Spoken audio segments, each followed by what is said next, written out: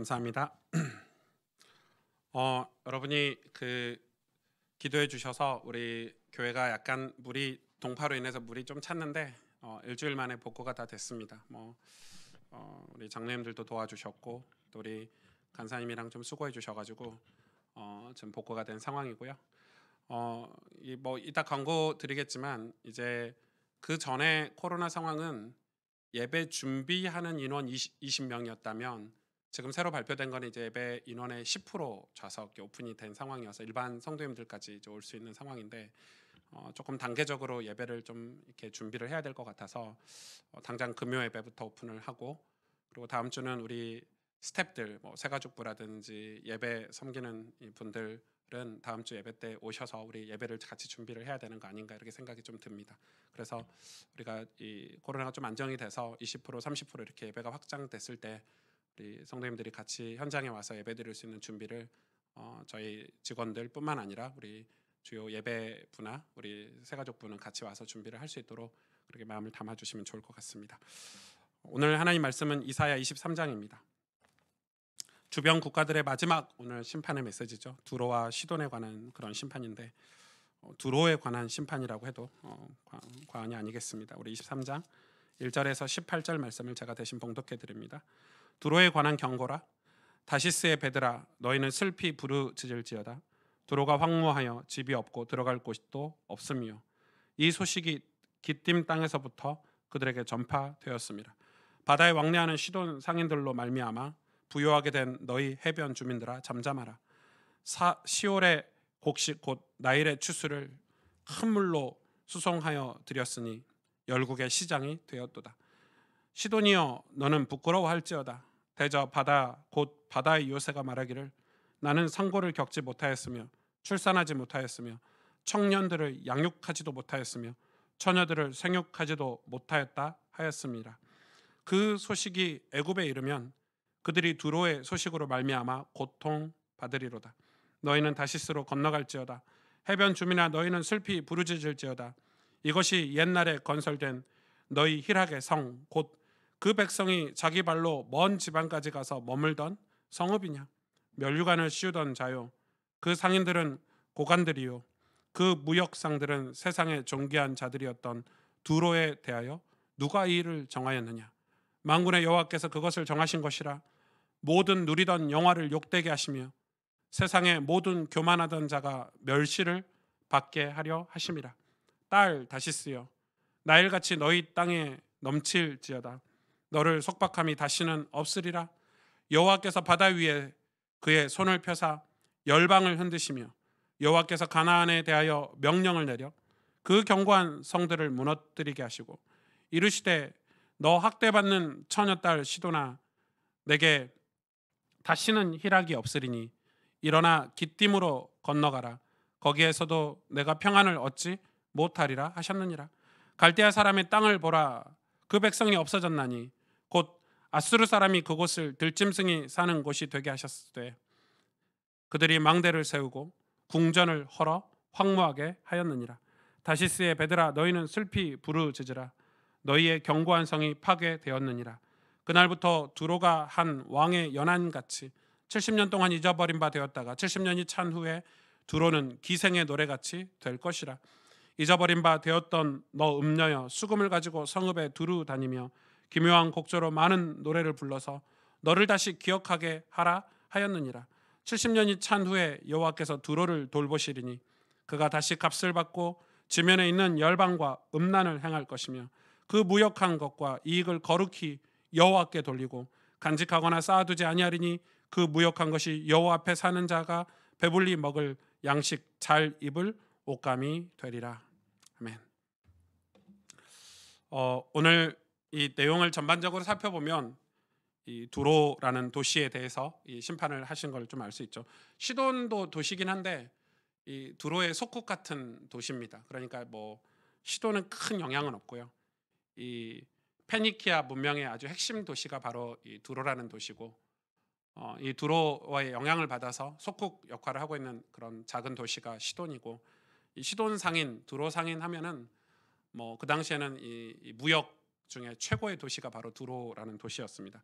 이 페니키아 문명의 거점 해변에 위치한 국가 도시였고요. 뭐 홍콩 같은 느낌이지 않았을까 그렇게 생각이 듭니다. 이 페니키아는 이 고대 지중해 동쪽에 있는 그런 문명이고 도시인데 이 두로는 이집트, 애굽이죠. 애국과 활발한 그 교역을 통해서 부를 축적을 했고 다시스 하면은 스페인이죠. 지금 스페인의 끝자락인데 그러니까 그 당시는 유럽이 전체라고 생각했던 문명 아닙니까?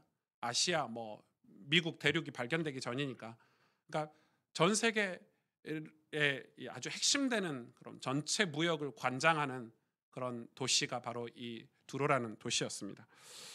천혜 요새 이 지형도 굉장히 좋았고요.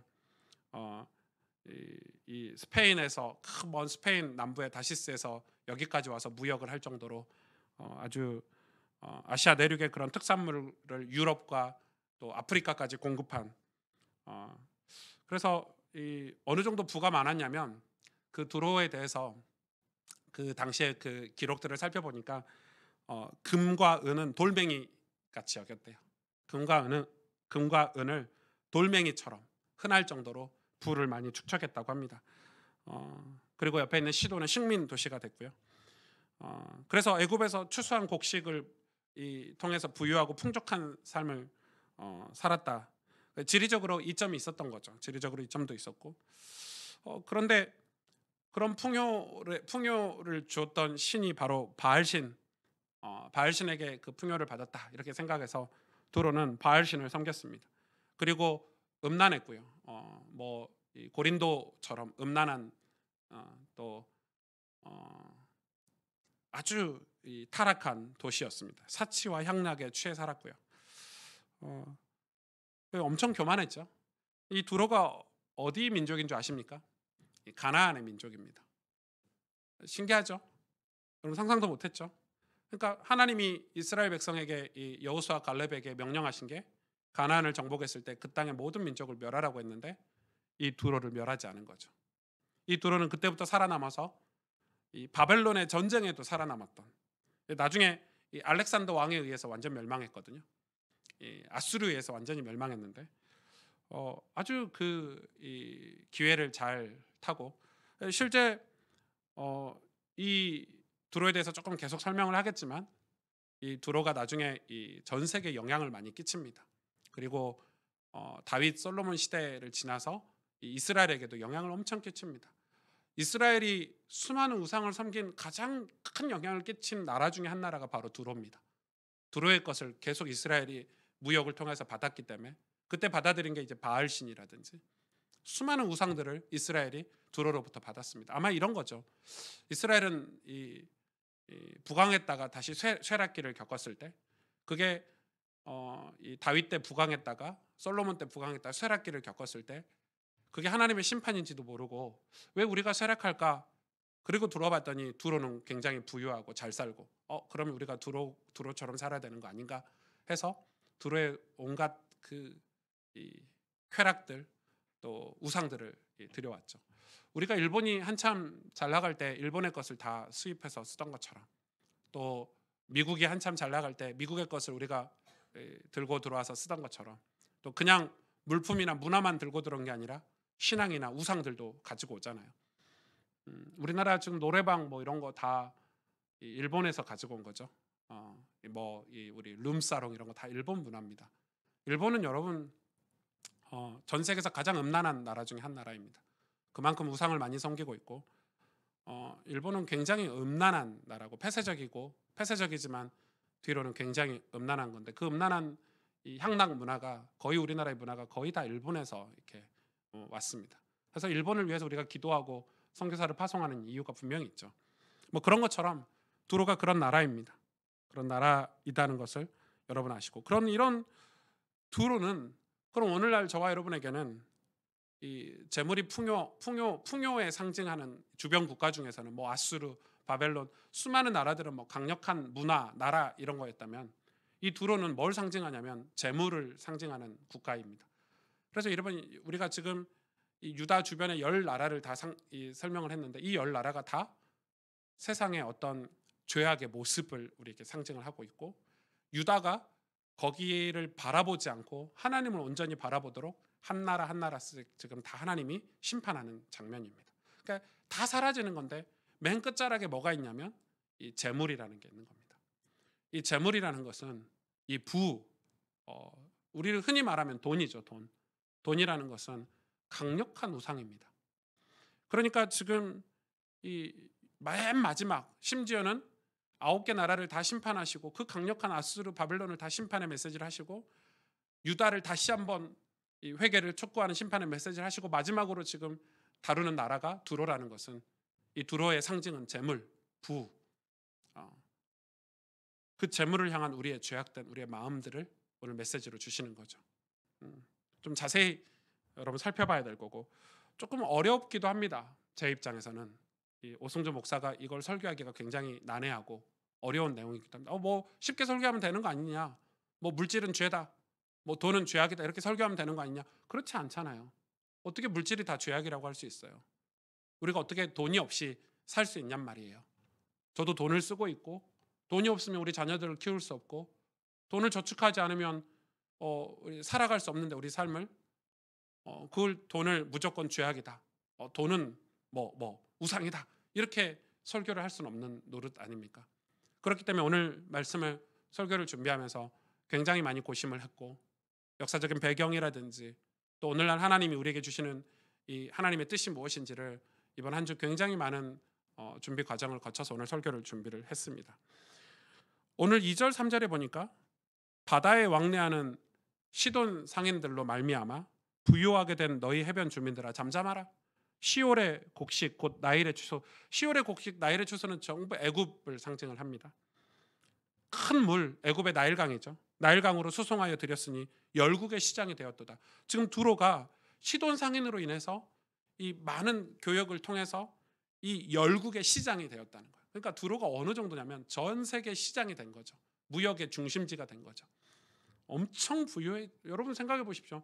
그 당시 그 당시 고대 근동 지방의 최고의 무역 도시니까 그 자료에 보니까 진짜 어마어마했더라고요.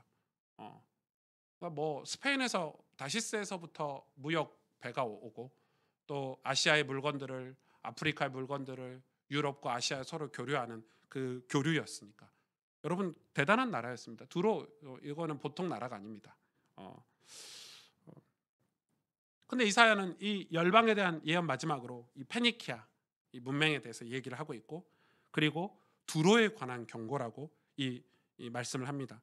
그래서 이 두로가 어떻게 되냐면 나중에 오늘 본문에 보니까 두로가 황무해지고 집이 없어서 들어갈 곳도 없이 된다는 거예요. 그러니까 누가 당황하냐면 그 소식을 듣고 애굽이 고통스러워하고 다시스의 배들이 갈 곳이 없어서 슬피 울며 다시 자기 고향으로 돌아간다. 그러니까 두로가 사라진 거죠.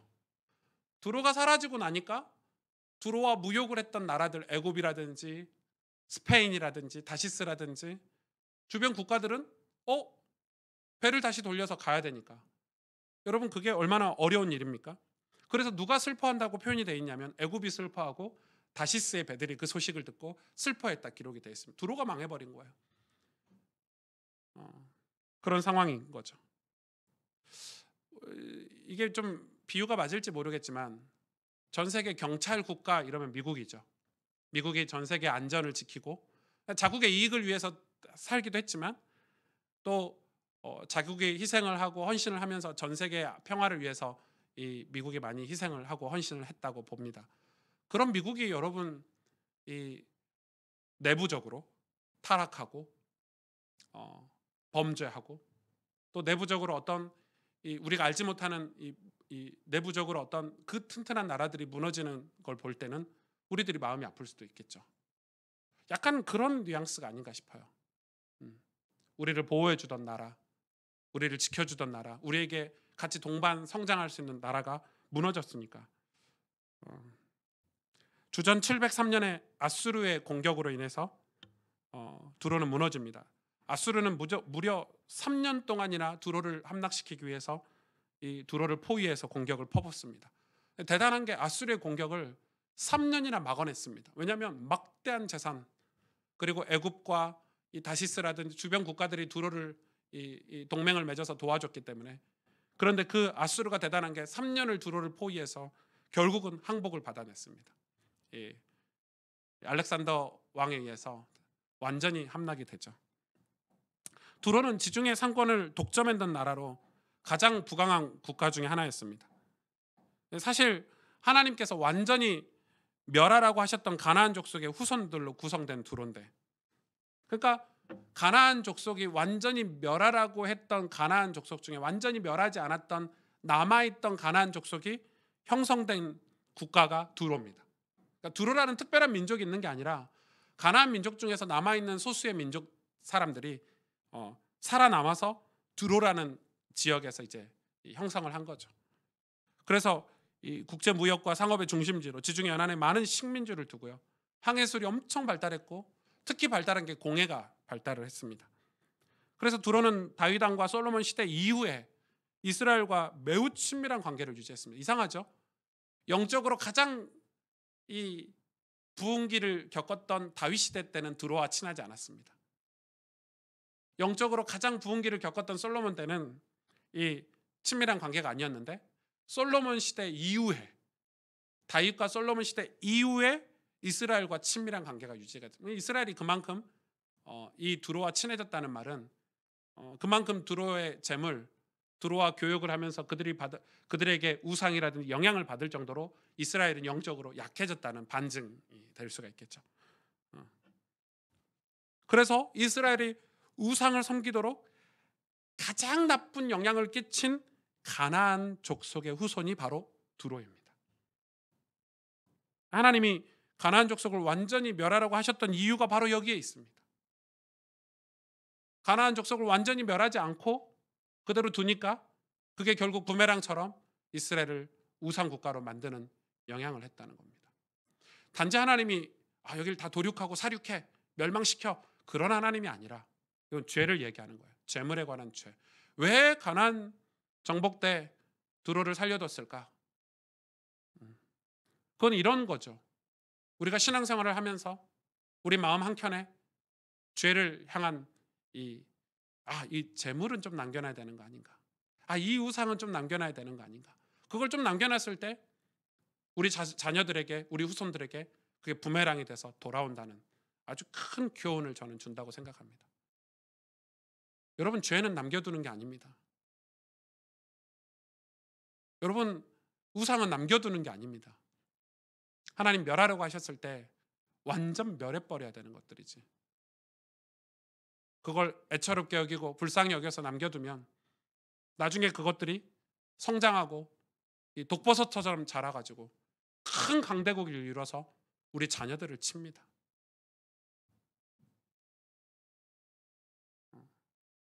한두 번이죠.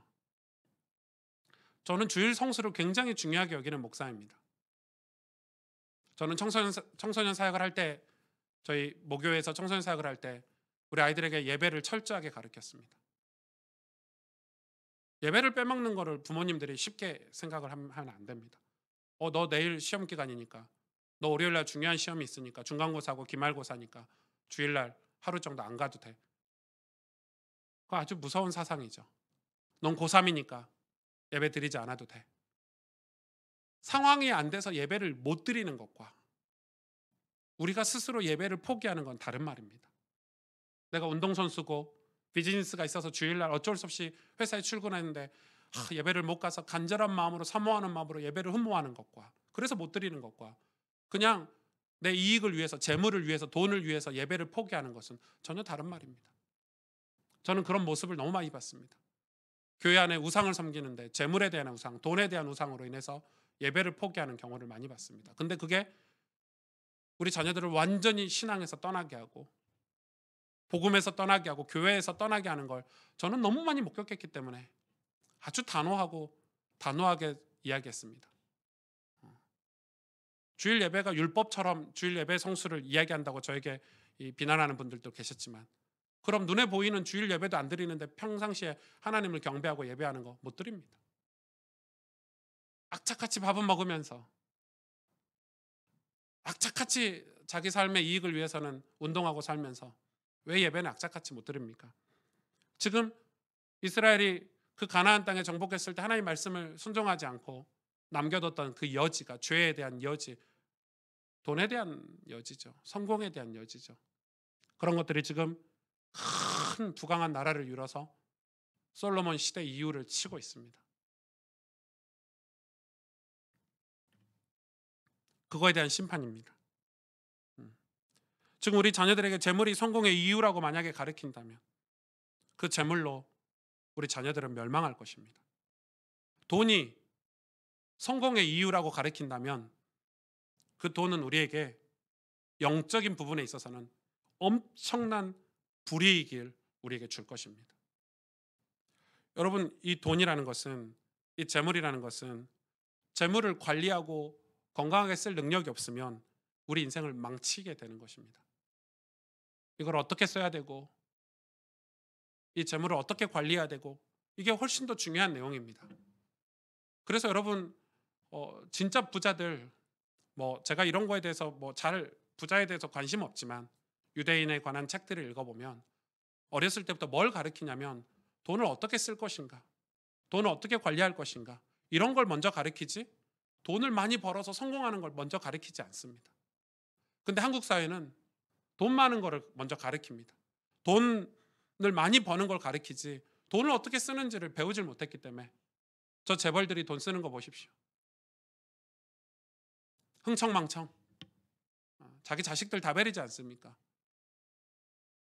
그래 재벌 2세 3세들이 마약하고 잘못된 가르쳐가지고 그걸로 돈으로 사람들을 괴롭히고, 그런 거는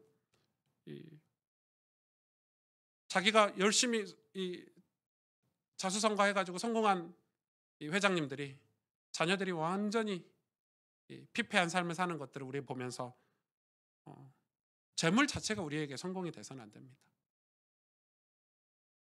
제가 하버드 학생, 하버드 보스턴에 가서 하버드 아이들을 만나면서 조금 많이 놀란 게 있습니다. 하버드 의대 다니는 한 친구를 만났는데 그 친구한테 물어봤습니다. 왜 의사가 되려고 해? 우리나라 학생 같으면 의사가 왜 되려고 합니까? 돈 벌려고, 성공하려고, 잘 살려고. 저는 그 친구 얘기 듣고 조금 깜짝 놀랐습니다.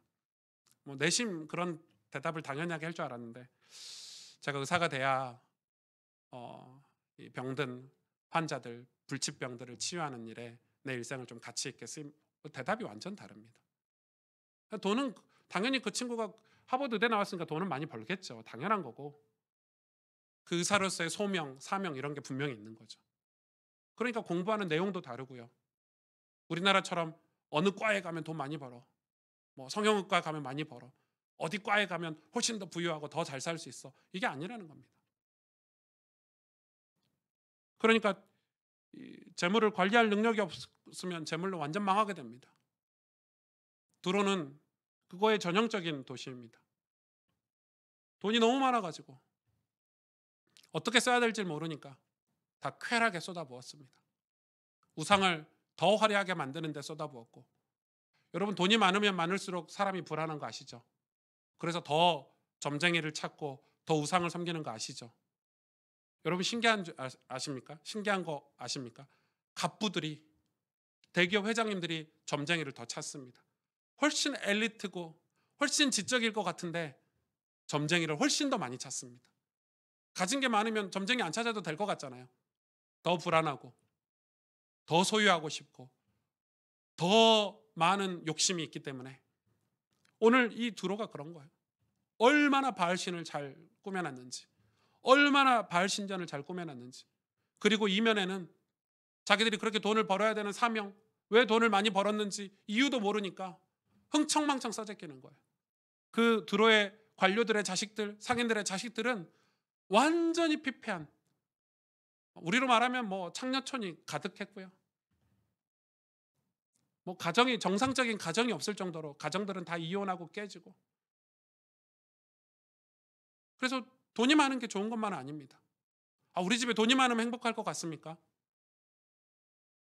그 어떤 그 복권 당첨에 관한 다큐멘터리를 봤는데, 복권이 당첨되면 가정이 행복하고 잘 살 것 같지만 몇 프로라고 하더라? 제가 본 그 다큐멘터리에 7% 8%가 이혼한다고 합니다. 가정이 쑥대밭된다고 합니다. 신기하죠? 복권만 당첨되면 더 잘 살 것 같잖아요. 더 화목하게 살 것 같고 행복하게 살 것 같은데, 그 조사에 의하면 90% 가까운 복권 당첨자들의 가정이 다 깨지고 상하고 망치로 막 때리고 돈 재산, 자녀들이 재산 다툼, 법정 다툼하고 완전 남남처럼 되고, 재물이 주는 위험성입니다.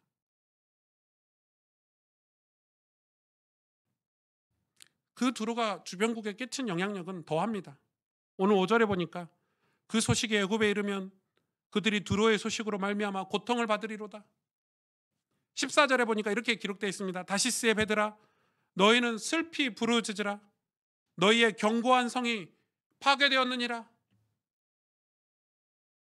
괴로운 거예요. 근데 이 괴로움이 어떤 괴로움이냐? 어떤 괴로움이냐? 돈 벌 곳이 사라진 거지. 내가 이익을 얻어야 되는 것이 사라진 거지.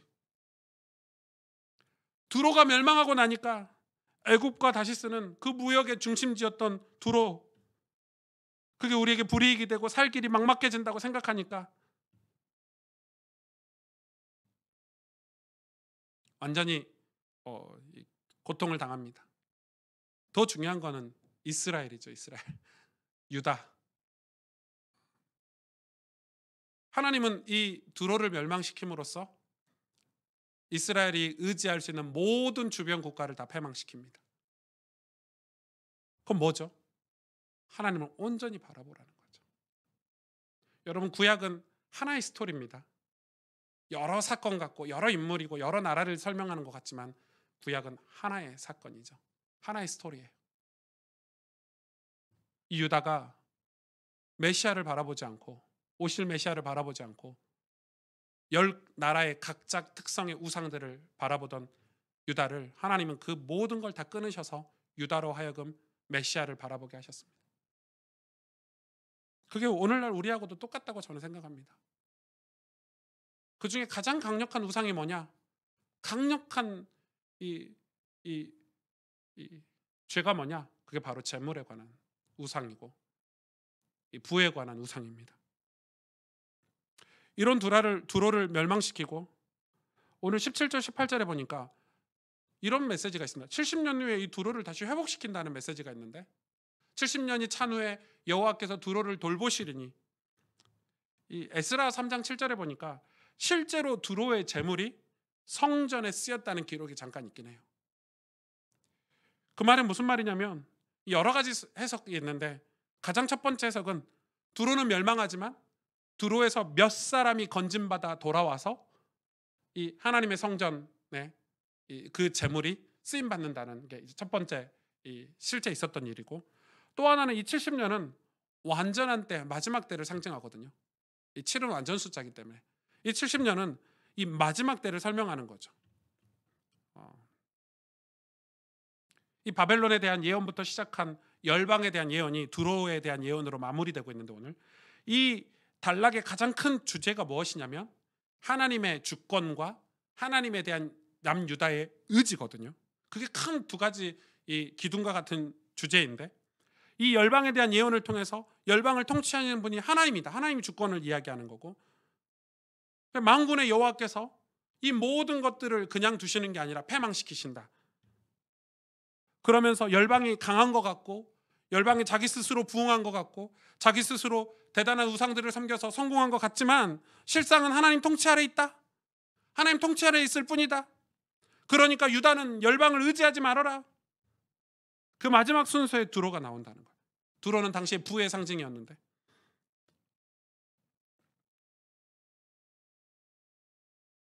이 두로는 다윗 때는 다윗에게 조공을 바치던 나라였죠. 솔로몬 때도 마찬가지고. 처음에는 이 두로가 다윗 왕과 솔로몬 왕, 이스라엘이 부강할 때는 조공을 바치고 고개를 숙였어요. 교회도 그러잖아요. 우리가 신앙이 좋을 때 사람들이 와서 고개를 조아립니다. 그런 것들을 이 뒤에서 합의하고 협력하고 동맹을 맺는 거죠. 괜찮다고 생각을 합니다. 우리가 특히 재물에 대해서는 그렇게 생각을 하는 거죠. 많은 목사님들이 그렇게 얘기를 합니다. 설교를 하고도 그렇게 하죠. 복음을 위해서 쓰이는 건데 어때? 이게 어떻게 번 거든지 그게 중요한 게 아니야. 이게 불법으로 돈이 번 거든지 아니든지. 뭐 심지어는 어떤 목사님이 이런 설교도 하시더라고요. 아주 이 조폭들이 뭐 이렇게 교회 헌금해 가지고 교회 성전 건축했다면서 그걸 자랑하시던데. 그게 나중에는 뭐가 되죠? 반대로 교회 신앙이 무너지고 교회가 힘을 잃었을 때는 이제 반대의 결과가 됩니다. 이스라엘이 두로가 없으면 살 수 없는, 두로가 돈을 지원해 주지 않고 두로가 무역을 우리에게 제공해 주지 않으면 이스라엘이 버틸 수 없는 돈의 노예가 되어버리는 거예요. 그래서 우리가 신앙생활을 잘하면 잘할수록 더 정직하고 깨끗하게 돈 벌고 청교도 정신을 가지고 성실하게 일을 해서, 그게 굉장히 중요하다고 저는 생각해요. 그래서 하나님은 이 두로를 멸망시킴으로써 두로를 의지하지 말아야 된다라는 거 우리에게 메시지로 지금 주고 계시는 거예요.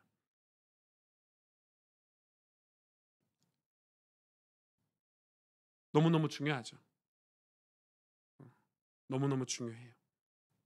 그렇게 철저하게 유다가 의지하고 있는 모든 것들을 깨트리는 게 이 열 나라에 관한 심판입니다. 이제 유다는 사방 그 어느 곳에서도 의지할 수 있는 것을 발견하지 못할 것입니다. 그게 불행입니까? 아니죠. 유다가 이때부터 행복이 시작이 되는 거예요. 사실 유다가 의지할 게 남아있으면 안 되는 거예요. 혹시 어떤 것이 남아있다고 그걸 붙잡으면 그건 썩은 동아줄 같은 거죠. 왜? 그 모든 걸 의지하고 있는 의지를 한다면 인간은 하나님을 의지하지 않기 때문에 모든 것이 다 깨지고 사라지고 오직 하나님만 의지할 분이라는 걸 깨닫는 것이 저는 성경이 말하는 축복이라고 생각합니다. 그게 성경이 말하는 우리 인간에게 가장 큰 행복이라고 생각합니다. 우리가 의지할 만한 모든 것이 무너질 때 그건 절망이 시작되는 시점이 아니라 참된 희망이 시작되는 시점이라고 성경은 우리에게 오늘 교훈하고 있는 거예요. 여러분, 근데 그 끝에 뭐가 있냐면 재물이 있는 거예요. 그래, 예수님이 부자 청년이 왔을 때 네 재물을 다 팔아서 가난한 자에게 나눠주고 와라. 하늘 상금이 클 거다. 고민하며 고심하며 돌아갔다고 했죠. 재물은 그런 거예요. 우리가 재물을 의지하는 동안 하나님 의지할 수 있을까요? 저는 아니라고 생각해요. 그래서 재물에서 자유하게 되는 게 굉장히 중요합니다. 우리가 재물에서 자유하는 방법들이 여러 가지가 있겠지만 오늘 말씀을 통해서 그걸 조금 점검하고 확인해 봐야 될 것 같아요. 우리가 무엇을 지금 바라보고 있는가? 우리가 지금 무엇을 바라보고 있는가? 지금 유다에게 하나님 주신 메시지거든요. 사실 두로에게 주신 메시지가 아니에요. 이 열 왕국에 대한 이 심판의 메시지는 전부 유다에게 주시는, 하나님 백성에게 주시는 메시지인데 지금 유다 보고 하는 얘기예요. 지금 너희가 뭘 바라보고 있냐? 저는 이사야 이 열방에 대한 심판의 메시지를 여러분과 나누면서 우리가 참 의지하고 있는 것들이 많구나 생각했습니다. 다시 말해 하나님을 온전히 바라보지 못하고 살아가는구나.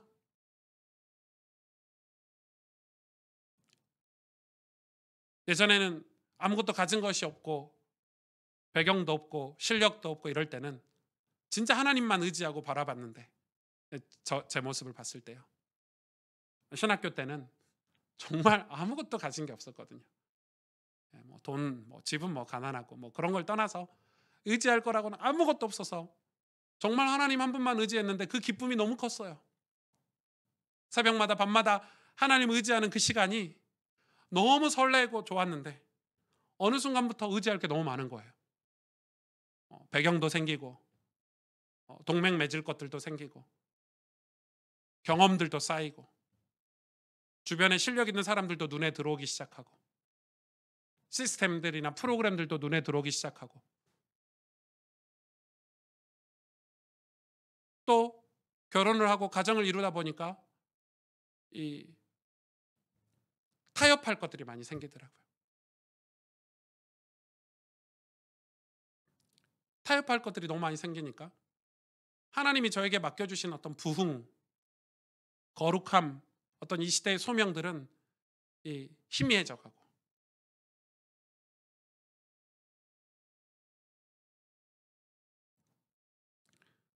그러다 보니까 우리의 신앙이 변질돼 가고 있는, 그릇된 길로 가고 있는 그런 저의 삶들을 많이 경험을 했거든요. 그런데 그러다 보니 우리 자녀들, 우리 후배들, 우리 청년들, 젊은이들, 이들은 이 교회 존재 이유도 모르는 사람들이 많습니다. 왜냐하면 우리가 그렇게 살았고 빌미를 제공을 했기 때문에 이들은 부모님들 봐라, 우리 엄마 아빠 봐라, 우리 목사님 봐라, 목사님이 강단에선 설교 오직 복음 오직 예수 하면서 뒤에 가서는 의지하는 것들 봐라, 아수를 의지하고 바벨론을 의지하고 문화를 의지하고 시스템을 의지하고 재물을 의지하는데,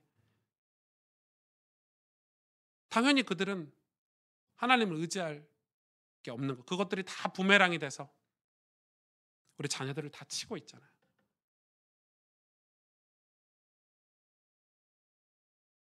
우리가 왜 하나님을 주인으로 모셔야 돼?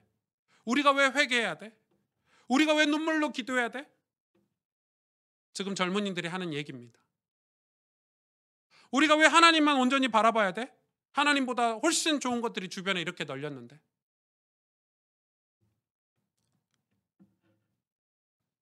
그래서 오늘 이 메시지는, 유다 주변에 관한 메시지는 우리에게 하나님만 바라보라는 메시지거든요. 하나님만 의지하라는 메시지예요. 그때 뭐가 온다는 거예요? 예수 그리스도가 우리에게 온다는 거예요. 이게 구약의 메시지예요. 자기 자신도 바라볼 수 없을 정도로 비참해지고 처참해질 때 예수님이 이 땅에 십자가를 질러 오셨어요. 여러분, 그게 크게 구약의 역사지만 작게도 구약의 수많은 역사들이 있어요. 가나안 땅에 입성하기 전 38년 동안 광야 생활하고 모든 걸 다 잃어버렸을 때 하나님은 가나안 땅을 허락해 주셨어요. 베데스다 연못에 38년 된 안진뱅이 기억하시죠? 그게 가나안 땅 38년하고 똑같은 거예요. 그 38년이라는 숫자가 그냥 있는 게 아니에요. 늘 의지했잖아요. 자기 몸이 치유될까? 저 연못에 들어가면 살 수 있을까? 그 물이 이렇게 뭐가 됐을 때 그 안에 들어가면 살 수 있을까? 아니요. 예수님 만나고 살았어요. 안식을 얻었다 그래요. 예수님 만나고 38년 만에.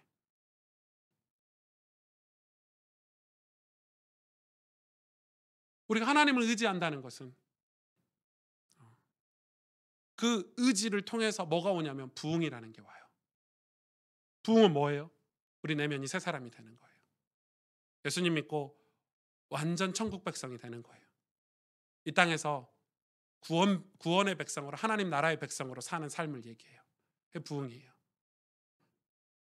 부흥은 그 결과가 교회가 숫자가 좀 늘어날 수 있는 거지만, 단지 교회 성장을 부흥이라고 그게 포함된 내용이지만 그게 부흥은 아니에요.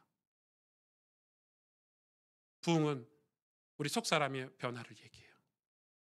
예수님이 내 안에 주인으로 오시는 거예요. 그분만 의지하는 삶이에요. 그걸 경건이라고도 말하고 부흥이라고도 말할 수 있어요. 그런데 그 과정이 없이 신앙의 열매는 없어요. 하나님은 그래서 그 과정으로 주변 국가들, 우리가 의지하고 있는 우상들을 다 하나씩 하나씩 차단해가는 작업들을 우리에게 지금 메시지로 주는 거예요. 우리는 보통 신앙생활하면서 하는 불평들이 뭐냐면 환경이 어렵대요.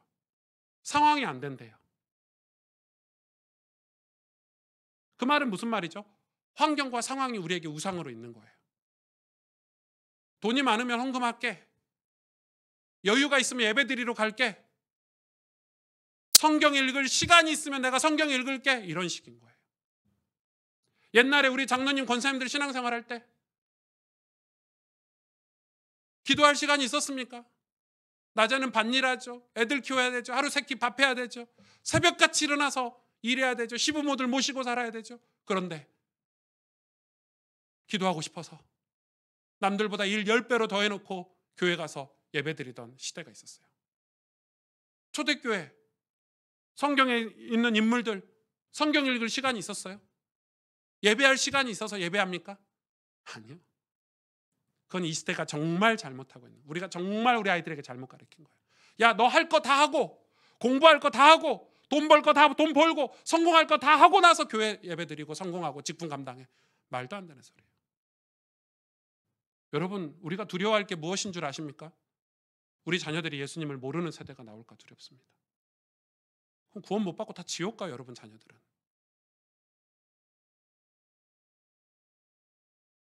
그래서 그 과정이 뭐냐? 부흥에 대한 과정이 그걸 다 끊어내는 겁니다. 아니, 그거 다 하지 말고 그런 삶들을 다 포기하고 어디 무인도 가서 하나님만 바라보고 살라는 메시지가 아니라, 하나님이 이스라엘을, 하나님이 유다 백성을 왜 세워놨는지 알라는 겁니다. 두로는 어떤 대상이죠? 복음 전파의 대상입니다. 그래서 두로가 멸망하고 나서 두로의 몇 사람들이 죽게 돌아와서 나중에 그 재물을 성전 건축하는 데 헌금합니다. 그리고 이스라엘 백성이 옷을 입고, 오늘 본문에 나와 있죠? 이스라엘이 먹고 옷을 해 입는데 그 재물이 쓰입니다. 그 에스라에서에 나와 있어요, 기록이.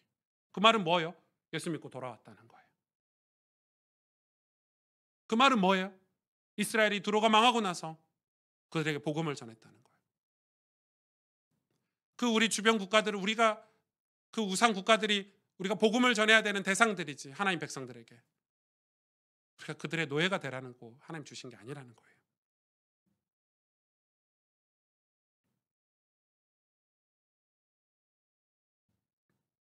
근데 우리는 지금 아무것도 하지 않고 응답을 달라고 기도하고 있습니다.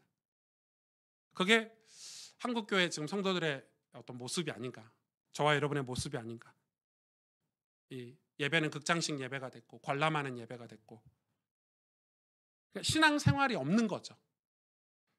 그 우상들을 제거하고, 그 죄악들을 제거하고, 우리가 의지하고 바라보는 것들을 바꿔서, 우리의 시선을 바꿔서 하나님을 바라보는 신앙의 과정이 없고, 그런 영적인 경건과 그런 영적인 그런 이 회개의 과정이 없이 응답해 주세요, 축복해 주세요가 지금 우리의 신앙의 모습이라는 거예요. 그러니 우리 삶에 뭐를 잃어버렸어요? 부흥을 잃어버렸어요. 변화되고 새 사람 되는 걸 잃어버렸어요. 우리 가정과 가문이 변화되고 우리 자녀들이 하나님 앞에 예배하고 회개하고 회심할 때 우리가 기뻐 뛰며 찬송하는 걸 잃어버렸어요. 한 영혼이 천하보다 귀해서 교회 안에 새 가족들이 오고 누군가 예수님을 믿으면 같이 기도하고 그걸로 너무 신나고 기뻐하는 걸 잃어버렸어요. 심지어 어떤 교회는 어떤 부자나 기업인이나 돈 많은 사람이 교회 오면은 목사님이 너무 좋아가지고 광고하고 신나가지고 그렇게 변질돼 버렸어요. 우리는 하나님을 바라보기 위해서 몇 가지 결단을 해야 됩니다. 고린도 전서 후서의 말씀으로 여러분하고 한 3가지 우리가 뭘 결단해야 되는지, 하나님이 유다에게 이 열방의 10나라를 통해서 주시는 메시지가 무엇인지 정리를 해보려고 합니다. 첫째는 몸으로 하나님께 영광을 돌리라고 합니다. 고린도전서 6장 12절에 10절에 모든 것이 내게 가하나 다 유익한 것이 아니요 모든 것이 내게 가하나 내가 무엇이든지 얽매이지 아니하리라. 하나님의 백성은 무엇이든지 얽매이지 않아야 됩니다. 세상 그 무엇에도. 음식은 배를 위하여 있고 배는 음식을 위하여 있으나 하나님은 이것 저것을 다 패하시리라. 몸은 음란을 위하여 있지 않고 오직 주를 위하여 있으며 주는 몸을 위하여 계시느니라. 하나님이 주를 다시 살리셨고 또한 그의 권능으로 우리를 다시 살리시리라. 너희 몸이 그리스도의 지체인 줄 알지 못하느냐. 이 몸은 뭡니까? 바디입니다. 바디. 육신을 얘기해요. 너희 몸이 그리스도의 지체인 줄 알지 못하느냐. 내가 그리스도의 지체를 가지고 창녀의 지체를 만들겠느냐. 결코 그럴 수 없느니라. 창녀와 합하는 자는 그와 한 몸인 줄 알지 못하느냐. 일렀을 때 둘이 한 육체가 된다 하셨으니 여기서 창녀는 몸 파는 여인이 아니라 우상을 얘기해요. 사탄을 얘기한다니까요. 마귀를 얘기한다니까요. 성경에서 창녀는 실제 몸 파는 그분들을 얘기하는 게 아니라 그분은 사람이고 그분은 복음을 받아야 될 어떤 우리의 모습이고 주와 합하는 자는 한 영이니라. 주님과 합해야 한 영 한 몸이 되고 주님이 아닌 다른 모든 우상들은 다 창렬하는 거예요. 음행을 피하라 이 말은 이 성적인 음행을 피하라 이 말도 있지만 우상 섬기는 걸 피하라 이 말이에요. 여러분 성경을 잘 해석하셔야 돼요. 사람이 범죄하는 죄마다 몸 밖에 있거니와 음행하는 자는 자기 몸의 죄를 범하느니라. 너희 몸은 19절에 너희가 하나님께로부터 받은 바 너희 가운데 계신 성령의 전인 줄 알지 못하느냐. 너희는 너희 자신의 것이 아니라 값으로 산 것이 되었으니 그런즉 너희 몸으로 하나님께 영광 돌리라. 하나님이 여러분 잘못하면 영지주의자들처럼 이원론에 빠져가지고요 우리 영혼만 구원받는다고 생각하는데 착각하지 마십시오. 그거 이단이에요. 예수님이 왜 재림하십니까? 우리 육신의 부활까지 완벽하게 부활을 시키시려고 재림하시는 거죠. 우리의 몸도 누구 거예요? 십자가의 보혈의 피값으로 사실 하나님 거라는 거예요. 몸으로 하나님께 영광 돌리래요. 분명히 이야기하고 있어요. 한국교회가 자꾸 영과 육을 분리하는 메시지들을 하시는데 위험한 거예요. 내 영혼만 하나님을 찬양하고 내 영혼만 기뻐하고 내 영혼만 이 주님을 우리가 어떻게 할 거예요? 근데 성경은 이야기하고 너희 몸으로 하나님께 영광 돌리래요. 제가 이걸 잘 몰랐어요. 저도 한동안 제 마음만 깨끗하면 된 줄 알았어요. 몸은 더러워도 되는 줄 알았어요. 그래서 하나님을 바라본다는 첫 번째 의미는 몸으로 하나님께 영광 돌리라는 거예요. 우리 육신이 뭘 바라보고 있느냐? 유다 백성이 하나님의 백성이 몸으로 뭘 바라보고 있냐? 그들의 중심은 예배였어요. 그들의 중심은 늘 메시아를 기다리는 제사를 드렸어요. 그러나 그들의 몸은 늘 아수르의 문화, 바벨론의 문화, 그들의 강대함, 그리고 재물이 많은 두로 늘 그걸 흠모하고 그곳에 갔어요. 그들과 교류하고.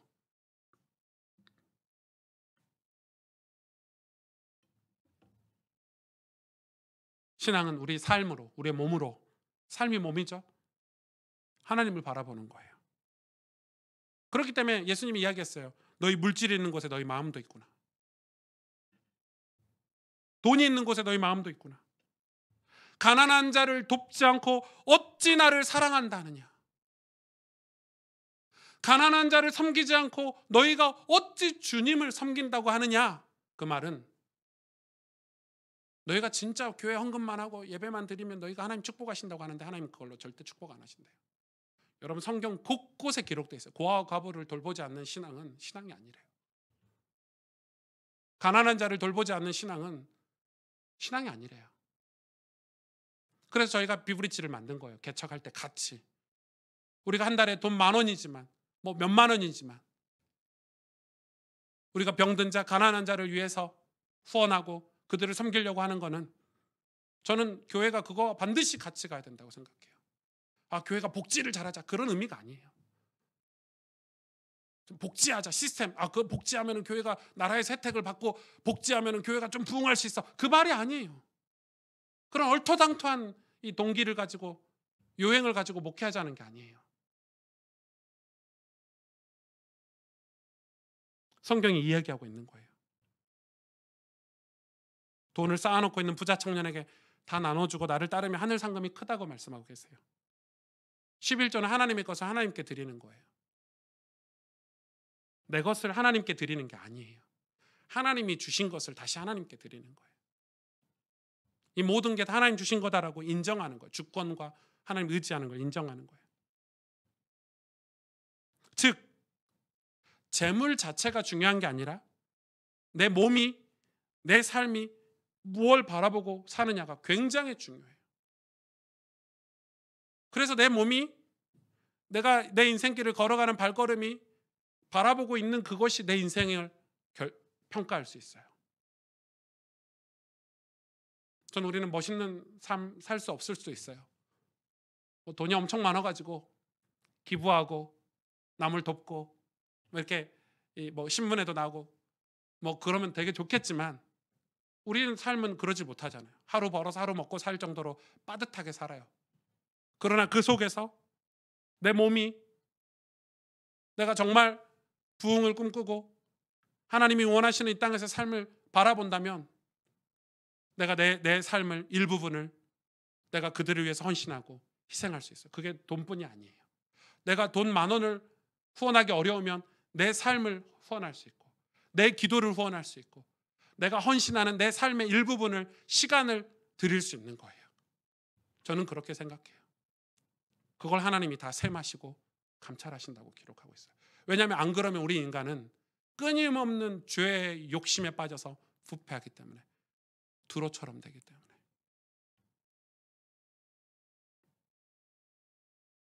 돌아오는 주에 우리가 연탄 배달을 가게 되는데 뭐 다 가지 않으셔도 돼요. 숫자가 제한되어 있기 때문에.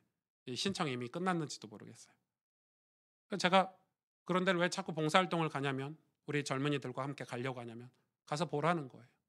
네팔도 가서 보고 가난한 자들 어떻게 살고 있는지 가서 보면 절대 이 사회가 주는 프레셔를 받지 않고 살 수 있어요. 자유함이 있어요.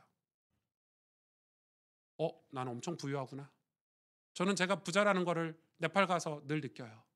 나는 잘 사는 사람이구나. 늘 느껴요.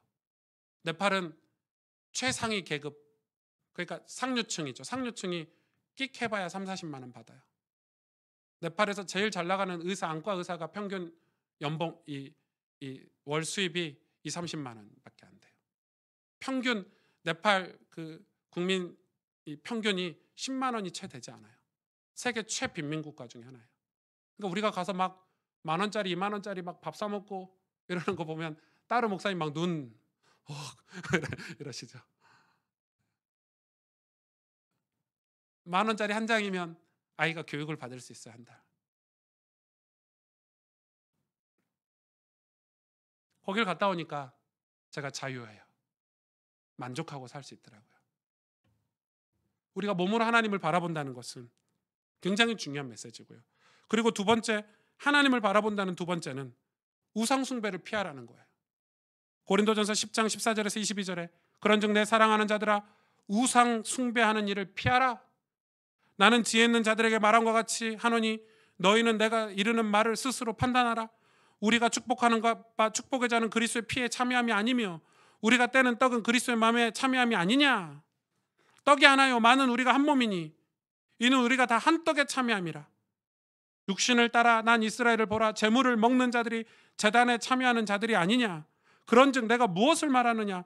우상의 제물은 무엇이며 우상은 무엇이냐. 무릇 이방인이 제사하는 것은 귀신에게 하는 것이요 하나님께 제사하는 것이 아니니 나는 너희가 귀신과 교제하는 자 되기를 원치 아니하노라.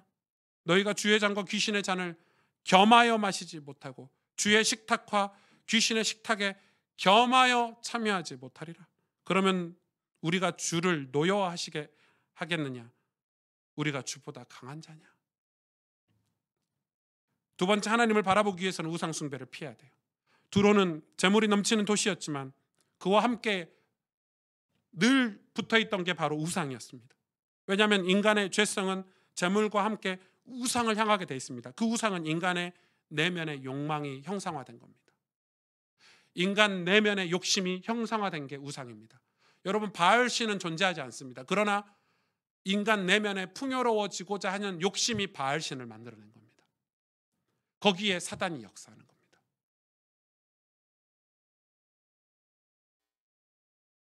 아닌가요? 인간 내면의 욕망이 우상으로 드러나는 겁니다.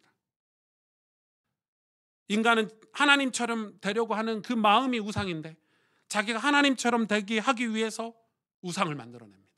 그 우상의 배우는 항상 귀신입니다. 하나님이 대적하는 것들입니다.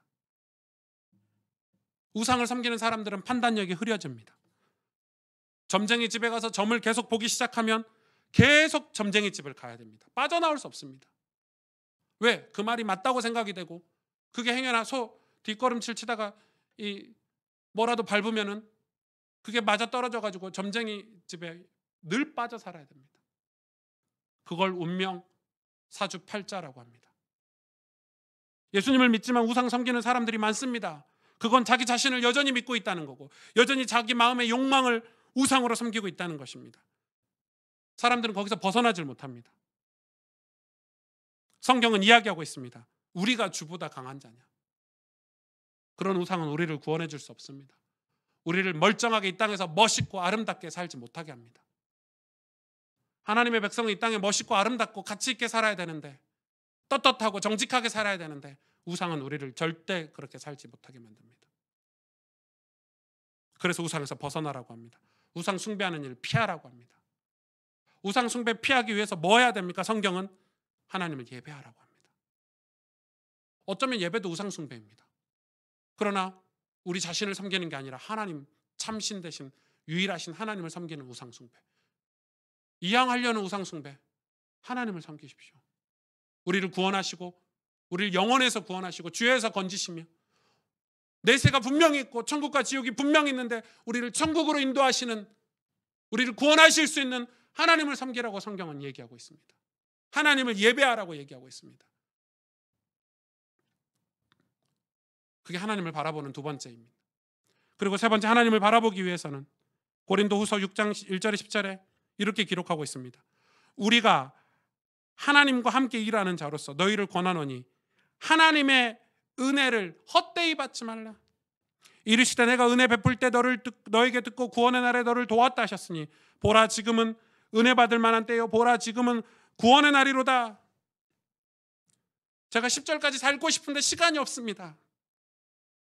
우리가 은혜를 받으면 어떻게 되냐? 읽어볼까요? 3절부터 우리가 이 직분이 비방을 받지 않게 하려고 무엇이든지 아무에게든지 거리끼지 않게 하고 오직 모든 일에 하나님의 일꾼으로서 자천하여 많이 견디는 것과 환난과 궁핍과 고난과 매맞음과 갇힘과 난동과 수고로움과 자지 못함과 먹지 못한 가운데서도 깨끗함과 지식과 오래 참음과 자비함과 성령의 감화와 거짓 없는 사랑과 진리의 말씀과 하나님의 능력으로 의의 무기를 좌우해 가지고 영광과 욕됨으로 그러했으며 악한 이름과 아름다운 이름으로 그러했노라. 우리는 속이는 자 같으나 참되고 무명한 자 같으나 유명한 자요 죽은 자 같으나 보라 우리가 살아있고 징계를 받는 자 같으나 죽임을 당하지 아니하고 근심하는 자 같으나 항상 기뻐하고 가난한 자 같으나 많은 사람을 부유하게 하고 아무것도 없는 자 같으나 모든 것을 가진 자로다. 은혜를 헛되이 받지 말라는 거예요. 이 말씀의 뜻은 매우 심오해요. 은혜를 헛되이 받지 말라는 건 단지 대충 신앙생활하지 마, 예배 대충 드리지 마 이런 말씀이 아니에요. 우리가 받는 은혜는 하나님 나라와 연결이 돼 있어요. 공동체와 연결이 돼 있어요. 우리의 가족, 우리의 후대, 이 나라, 민족과 다 연결이 돼 있어요. 우리가 받은 은혜는 내 개인적인 은혜에서 머물러 있지 않고 우리가 받는 은혜는, 우리 은혜를 받는 모든 행위는, 하나님을 바라보는 모든 우리의 예배는 다 공동체와 연결이 돼 있어요. 그런데 한국교회는 개인주의의 극치를 달리고 있어요. 신앙생활이. 목사들이 그렇게 설교를 하고 있어요. 신앙생활은 개인적인 거예요. 아니에요.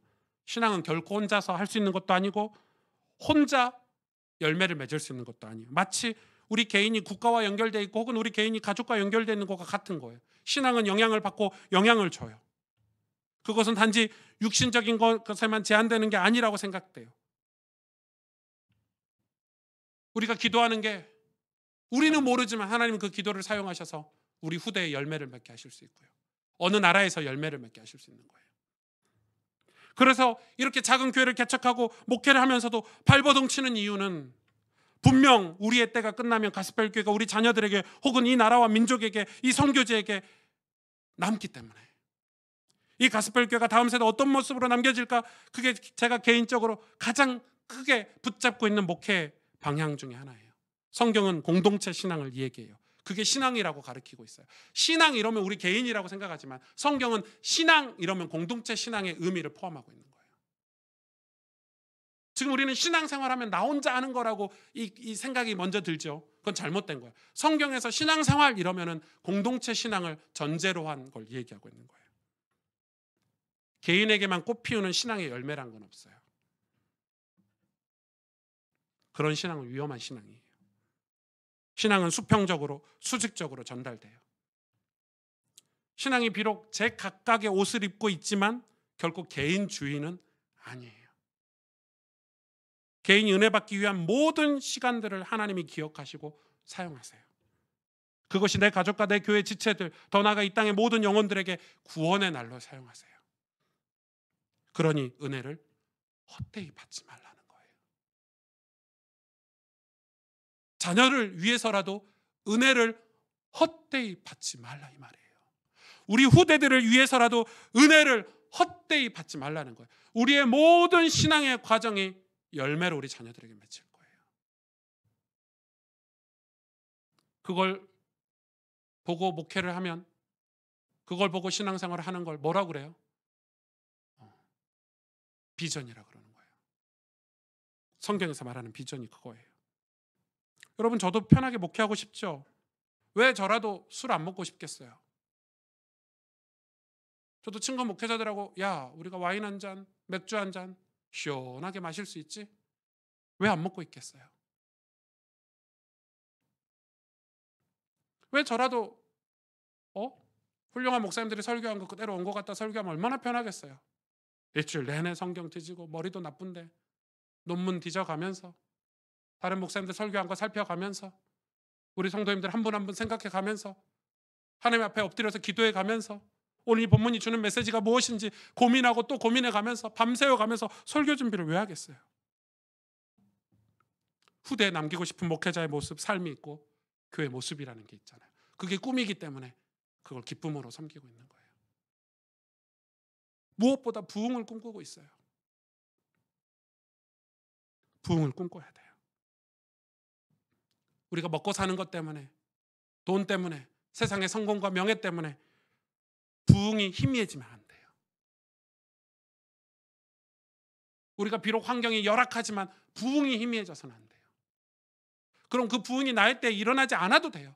다윗은 성전 건축을 평생 준비했지만 자기 때 성전 건축이 이루어지지 않았어요. 그러나 그 성전 건축을 준비하는 모든 과정은 다윗에게 축복으로 왔어요. 우리는 부흥이 우리 때 이루어지지 않더라도 우리 자녀들을 위해서라도 부흥을 꿈꾸며 준비하며 눈물로 기도하고 씨앗을 뿌리는 신앙생활을 해야 돼요. 우리의 몸으로 주님을 섬겨야 되고 우상 숭배를 멀리해야 돼요. 당장 결과가 없을지라도, 그게 당장 나의 때 어떤 응답으로 연결되지 않을지라도 우상 숭배를 멀리하고 싸워야 돼요. 치열하게. 은혜를 헛되이 받아서는 안 돼요. 부흥을 준비하며 사는 거예요. 그게 하나님을 바라보고 사는 거예요. 그 하나님을 바라보려고 애쓰는 삶이 부흥을 만들어낼 거예요. 보라, 지금은 은혜 받을 만한 때요. 보라, 지금은 구원의 날이로다. 있을 수 없는, 지금은 은혜 받을 때가 아니에요. 지금 사회 상황을 보세요. 코로나 시대 무슨 구원의 날이에요? 아니요. 그건 우리 생각이에요. 그건 우리 판단이에요. 불가능하다고 생각하는 거 우리 얘기예요. 안 된다고 생각하는 거 세상 얘기예요. 우리 기도해 봤을까요? 우리 눈물 흘려 봤을까요? 하나님 하세요. 뭐 했을 때 우리가 온전히 하나님을 바라봤을 때, 하나님을 온전히 의지할 때 하나님은 항상 부흥을 허락해 주셨어요. 놀라운, 기쁨이 넘치는, 감격이 넘치는 부흥을 허락해 주셨어요. 그래서 우리는 몸으로 하나님을 섬겨야 돼요. 우상을 멀리해야 돼요. 그리고 은혜를 헛되이 허투루 받으면 안 돼요. 같이 기도하십시다.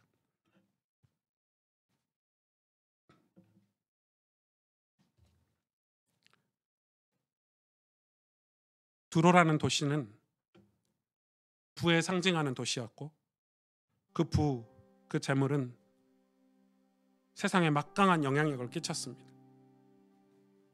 그 영향력은 우상이었고, 우리 자녀들을 타락으로 하나님에게서 멀어지게 하는 영향력이었습니다. 하나님의 백성들이 그 재물을 바라본 거죠.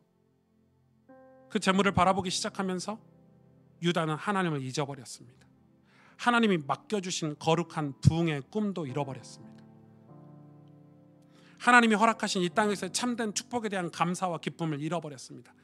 복음 전파해야 되는 사명도 잃어버렸습니다. 메시아를 기다리며 준비해야 되는 과정도 잃어버렸습니다. 두로가 제물로 결국 망했습니다. 재물 때문에 망했거든요. 유다는 그들이 바라보던 것들이 다 멸망하고 나서야 하나님을 그제서야 바라보기 시작했습니다. 두로 백성들이 구원받을 대상임을 깨닫고 그들에게 메시아를 전하였고, 신앙은 우리를 사랑하시는 온전하신 하나님을 바라보는 것입니다. 그 과정이 고달프지만 우리가 정말 바라보고 있는 세상 것들, 멸망할 것들, 우상들을 다 제거하고 하나님을 온전히 바라보는 게 신앙입니다. 그때 예수님이 오셨습니다. 이스라엘 땅에 예수님이 오셨습니다. 우리를 용서하시고 사랑하시기 위해서 그리스도께서 오셨습니다. 신앙은 그런 것입니다. 부흥이 언제 오냐? 부흥은 예수님입니다. 예수님이 우리에게 찾아오실 때 그게 부흥입니다. 우리 몸으로 예수님을 믿으십시다. 우상 숭배에서 벗어나십시다. 은혜를 헛되이 받지 마십시다. 그리고 정말 참된 부흥 예수님이 내게 찾아오도록, 그때서야 우리는 이 땅에서 어떻게 살아야 될지, 어떻게 사는 게 아름다운 삶이며 가치 있는 삶인지, 어떤 삶이 믿음의 삶인지, 어떻게 살아야 우리 자녀들에게 신앙이라는 유산을 물려주며 사는 것인지 깨달을 수 있습니다. 온전히 하나님을 바라볼 때 우리는 그 삶을 살 수 있는 것입니다. 두려워하지 마십시오. 우리가 그 삶을 사는 걸 걱정하지 마십시오. 하나님 우리를 지켜주시고 우리를 인도해 주시겠다고 약속해 주셨습니다. 이 시간 오늘 말씀을 붙잡고 하나님, 우리 몸이, 우리 마음이, 우리의 삶이 하나님을 다시 바라보길 원합니다. 우리가 다시 하나님을 향하길 원합니다. 다시 우리가 하나님을 온전히 바라보기를 원합니다. 우리 함께 하나님 앞에 결단하며 통성으로 같이 기도하겠습니다. 하나님 감사합니다. 주님.